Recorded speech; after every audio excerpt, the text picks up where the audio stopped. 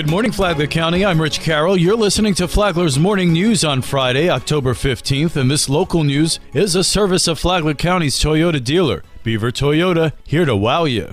Major changes have been proposed for Flagler Beach's 4th of July celebration. John Arking reports. Flagler Beach City Manager William Whitson has put forward the idea to get rid of the annual Independence Day parade and instead focus on activities in the park that day, culminating with fireworks that night. Whitson says it's a proposal that takes into account issues like safety and traffic congestion. I rather doubt that we will not do a parade. I think the focus is probably on the size of the parade at this point, but it was just a concept idea to get the conversation started. And it's a really radical idea, but it was one that I felt like we needed to talk about, and so that's what we did. While there wasn't a lot of support for simply getting rid of the parade, there did seem to be consensus for scaling it back by limiting entries, barring political candidates, and charging an entrance fee to participate. The conversation about the future of the event will continue by the 4th of July committee when they next meet October 26th. From the WNZF Newsroom, I'm John Arking.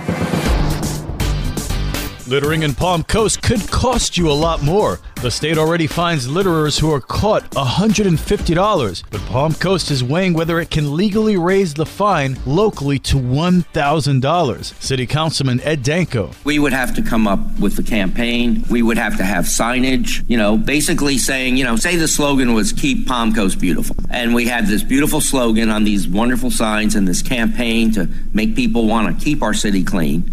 But then we have fines up to $1,000. So we're serious about it. Without the teeth, it's not going to happen. Vice Mayor Eddie Branchino wants to focus more on illegal dumping. When it comes to illegal dumping, if there's one specific spot or a couple of specific spots that people go out there and illegal dump, we could always call the sheriff and they could make that what we call a lookout. And those are stings, basically, sting operations that the sheriff could do. Mayor David Alfin wondered aloud what kind of metric the city would use to determine whether progress is being made if they step up fines or enforcement. For me anyway, and it's somewhat subjective, I drive by an area on one day and it looks terrible and I may not look at it the next day. I don't understand what kind of a metric we can use, because if we are going to task the sheriff's department as we're, negotiating down the road, how do we determine the level of service? What does that really mean? But whether Palm Coast has the power to legally raise the littering fine remains to be seen. The city attorney is looking into it.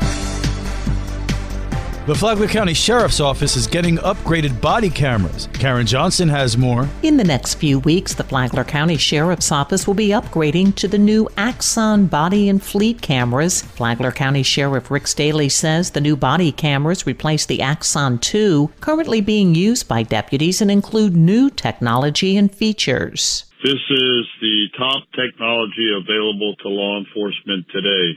The vehicle cameras also include license plate recognition readers, so virtually makes every patrol car in LPR looking for wanted people, stolen vehicles, fugitives, stolen tags, suspended driver's licenses as deputies patrol our community. Sheriff Staley also says the new body cameras also include a more secure uniform attachment, making it less likely the camera will be knocked off during an arrest. The total cost of all the upgrades was just over $469,000. For Flagler's Morning News, I'm Karen Johnson.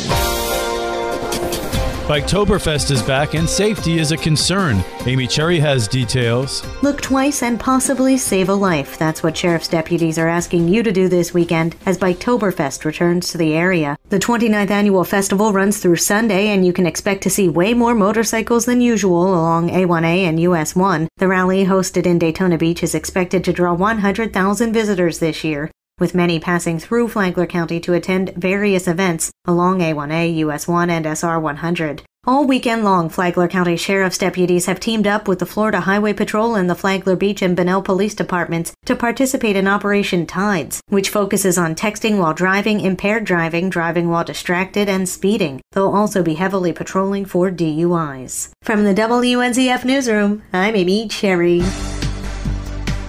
How do you bring together several county agencies? You hold an event in the community. That's October 20th, and it's going to be at the Espanola Community Center from 6 to 9. No, 6 to 8. Flagler County Fire Marshal Jerry Smith said the event is designed to give residents information about what each agency does. Who will be there? Emergency Management, the Building Department for Growth Management, the Sheriff's Department, the Florida Forest Service, and, of course, the Fire Marshal. Florida Forest Service is going to talk about the Firewise home.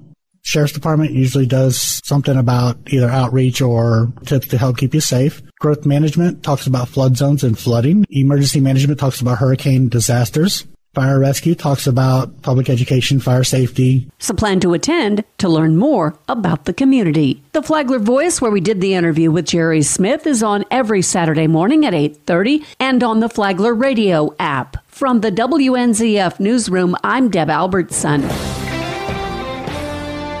Some great things going on this weekend in Flagler County for the family to enjoy. Stacy is with Fun for Augie Kids. Flagler County Library has some fun events this weekend, starting out with a Fall Crafts for Kids and Tweens event, where all they'll need is their imaginations. The supplies will be provided for and there's no cost to attend. They are also hosting a Family Builder Lab for families with kids of all ages to engineer and explore with STEM-based play. Flagler Palm Coast Amateur Radio Club is meeting on Saturday. Join them for ham radio fellowship, field activities, and experiments, and kids of all ages are welcome to enjoy STEM fun. FCSO Trunk or Treating event is tomorrow from 5:30 till 7:30. The Flagler County Sheriff's Office will have free treats for the kids and adults, so be sure to have your costumes ready for a spooktacular time. Learn about these events and many more by visiting us at our website, AugieKids.com. Have a great weekend. And now you're up to date on Flagler's Morning News. I'm Rich Carroll.